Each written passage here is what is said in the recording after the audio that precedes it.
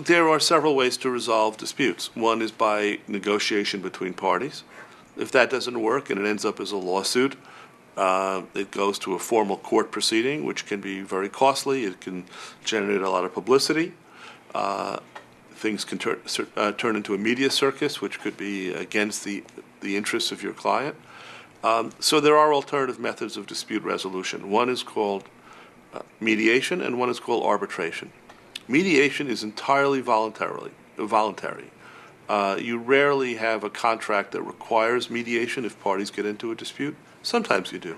But what mediation is to basically have usually one person who is completely neutral and who is chosen by the parties to listen to both sides and to try to assist both sides in assessing the strengths and weaknesses of their cases and helping the parties negotiate a settlement of a dispute without going to court, without weeks of preparation or months of preparation.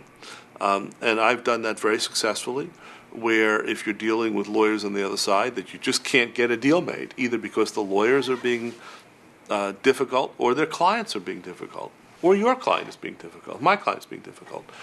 Sometimes it helps a great deal to have either a retired judge or a lawyer who's very skilled in this kind of business to act as a mediator and to give an assessment to everybody about, and to read a little bit of the Riot Act, either to difficult lawyers or difficult clients, about what the realities are, and to try to lower the temperature also and get a solution. That's mediation. Arbitration is a formal procedure which is an alternative to litigation, which is legally binding.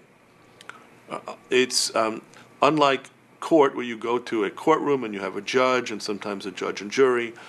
Arbitration is something where you have either an individual or sometimes upwards of 3 individuals who are given the responsibility to hear all the evidence of the case and to make a decision just like a judge or jury would.